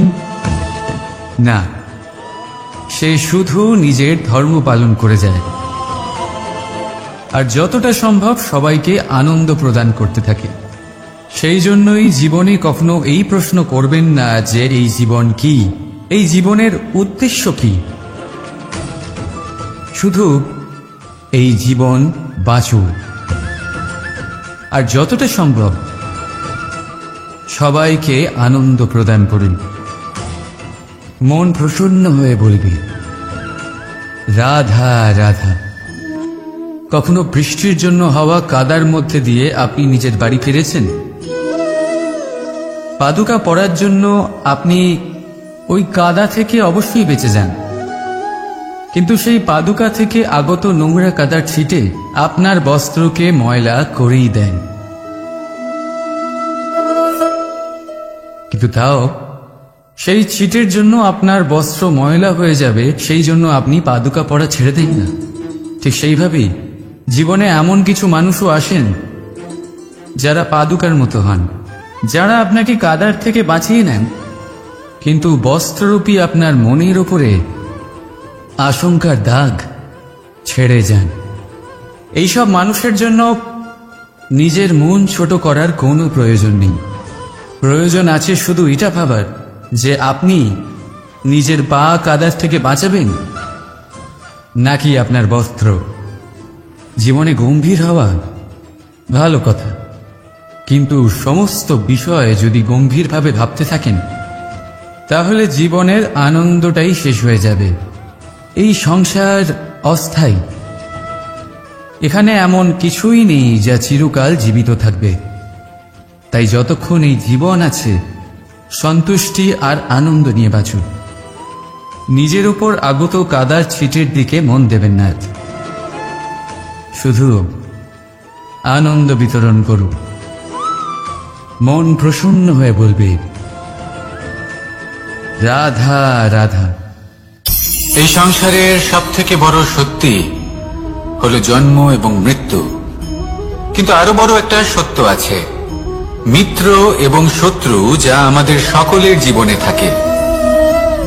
মিত্র সে যে আমাদের সঙ্গ দেয় এবং সংসারের সব থেকে উঁচু শিখরে আমাদের নিয়ে যায়, এবং শত্রু সে যে যে কোনো মুহূর্তে যে কোনো শিখর থেকে আমাদের নিচে ফেলে দিতে পারে। এবার বিচিত্র ব্যাপার হলো এটাই যে আমরা নিজেরাই এদের সাথে নিয়ে চলি, নিজেরাই এদের পালন করি। তা কি করে? প্রথমে বুঝুন এই মিত্র এবং শত্রু কারা। আপনার নিজের মন, আর কেউ নয়। এই মনই হলো মিত্র যখন তাতে ভারসাম্য বজায় থাকে, তা নিয়ন্ত্রিত থাকে, তা পবিত্র হয়।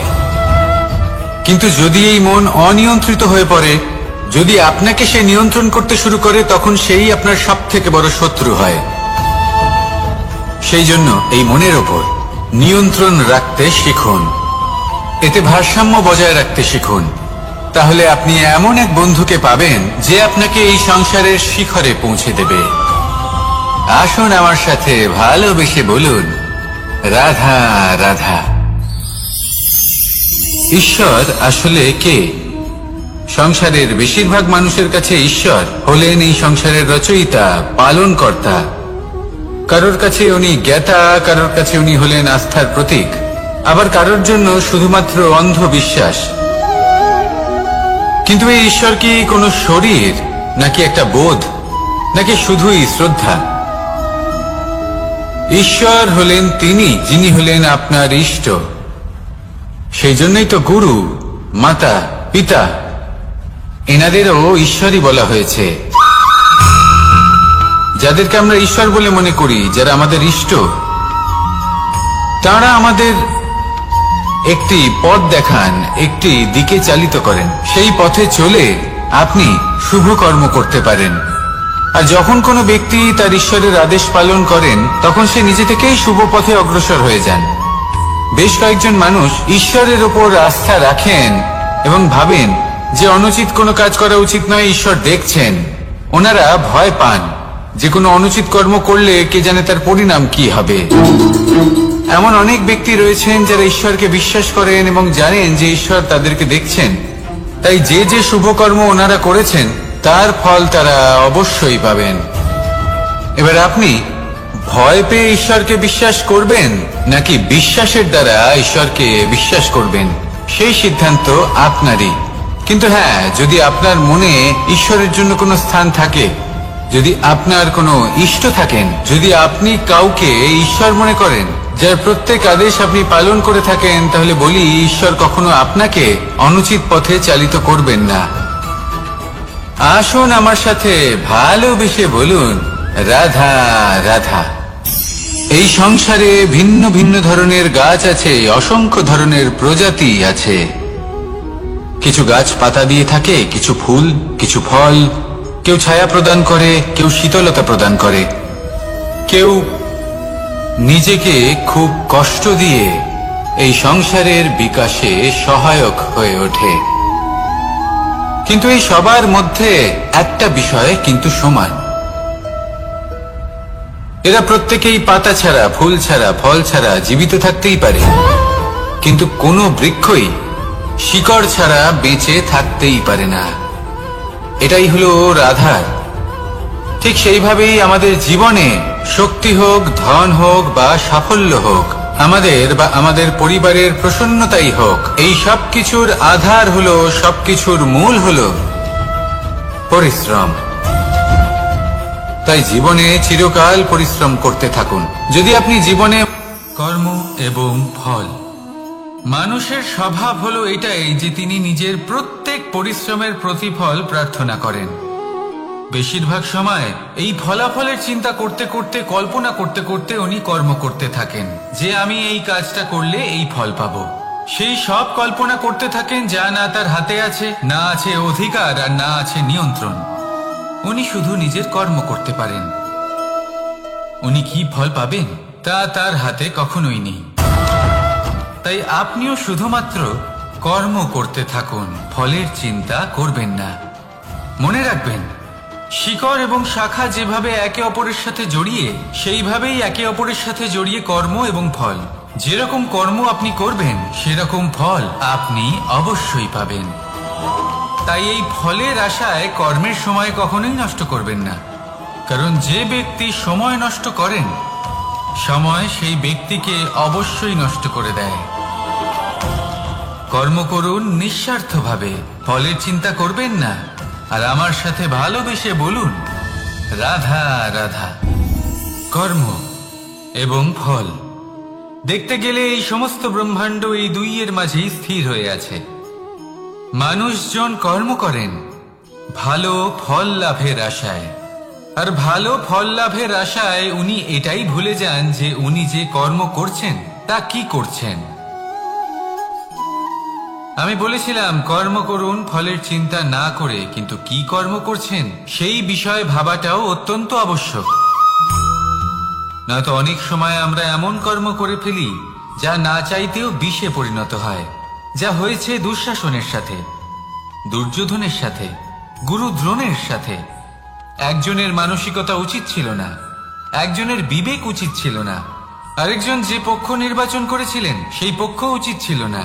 আর যা কিছু ওনাদের সাথে হলো, আপনার, আমার, আমাদের সকলের সাথে তা হতে পারে। আমি বলেছিলাম কর্ম করুন, ফলের চিন্তা করবেন না, কিন্তু এই কর্মের বিষয়ে বিচার করে দেখাটাও ততটাই আবশ্যক। দেখুন, কর্ম করার উচিত প্রক্রিয়া ফলের চিন্তা না করা, কিন্তু যদি আপনার কর্ম শুভ হয় তাহলে তার ফলও নিয়তি আপনাকেই দেবে। সর্বদা কর্ম করার সময় এটা ভাবুন যে আপনার এই কর্ম এই সংসারকে, এই সমাজকে, আপনার পরিবারকে, আপনার আশেপাশের মানুষজনকে কোন দিশায় নিয়ে যাবে। যদি এটা সবার জন্য মঙ্গলময় হয় তাহলে কর্ম করতে থাকুন। আর হ্যাঁ, নিশ্চিত রূপে ফলের চিন্তা করবেন না। আসুন আমার সাথে ভালোবেসে বলুন রাধা রাধা। বটবৃক্ষের বীজ সর্ষের দানার থেকেও ছোট হয়, কিন্তু যখন তা নিজের রূপ ধারণ করে তখন তা বিশাল বৃক্ষের আকার ধারণ করে, যা সহস্র বছর ধরে বেঁচে থাকে, ছায়া প্রদান করে, পাখিদের আশ্রয় প্রদান করে, আর দেয় পথচারীদের বিশ্রাম করার স্থান। কেন? কারণ সেই ছোট বীজ তা মাটির ভেতরে গিয়ে নিজের খোলস ত্যাগ করে। অন্ধকারে থাকে সে, যতই আলো আসুক না কেন, যতই বর্ষা আসুক না কেন, সব সহ্য করে। আর তারপরে একটা চারা গাছ অঙ্কুরিত হয়, তারপর ধীর গতিতে একটা বিশাল বৃক্ষতে পরিণত হয়। দেখুন, জীবনে কঠিন সময় আসে, এই জন্য নয় যে আপনি হার মেনে নেবেন, এই জন্য আসে যাতে আপনি ভবিষ্যৎ নির্মাণের জন্য নিজেকে তৈরি করতে পারেন। যদি কঠিন সময়ে আপনি ওই বীজের মতো দৃঢ় হয়ে থাকতে পারেন, তাহলে আপনিও একদিন সেই বিশাল বৃক্ষের মতো নিজের অস্তিত্ব গড়ে তুলতে পারবেন, যা সহস্র বছর পর্যন্ত মনে রাখা হবে। আসুন আমার সাথে ভালোবেসে বলুন রাধা রাধা। এই ব্রহ্মাণ্ড, এই ব্রহ্মাণ্ড কত বৃহৎ, তাই না? যার সম্মুখে এই পৃথিবীকেও একটা বিন্দুর মতো মনে হয়। আর এই পৃথিবীতে আমরা কে হই, আমাদের আকার কি রকম, আমাদের অস্তিত্বই বা কি? যখন আমরা এভাবে ভাবি তখন মনে হয় আমরা কিছুই নই। তা আমরা যখন কিছুই নই, তাহলে আমরা এত চিন্তা করি কেন? কি ভেবে ভয় পাই? কাকেই বা এত ভয় পাই? কে আমাদের মারতে পারে আর কেই বা আমাদের জন্ম দেবে? আত্মার আসলে না কখনো জন্ম হয় আর না কখনো মৃত্যু। আত্মা শুধুই শরীর বদল করে। আপনি, আমি, আমরা সকলে এই শরীর নয়, আমরা হলাম আত্মা, যা হলো পরম আত্মার পরম অঙ্গ। সেই জন্য মনে রাখবেন, বাইরের কোথাও দেখবেন না, নিজের অন্তরের গভীরে গিয়ে দেখুন, আত্মাকে উপলব্ধি করতে শিখুন। ক্লেশ, ভয়, চিন্তা, এই সব কিছুর থেকে নিজেকে দূরে রাখুন, তাহলেই উপলব্ধি করতে পারবেন পরমাত্মাকে।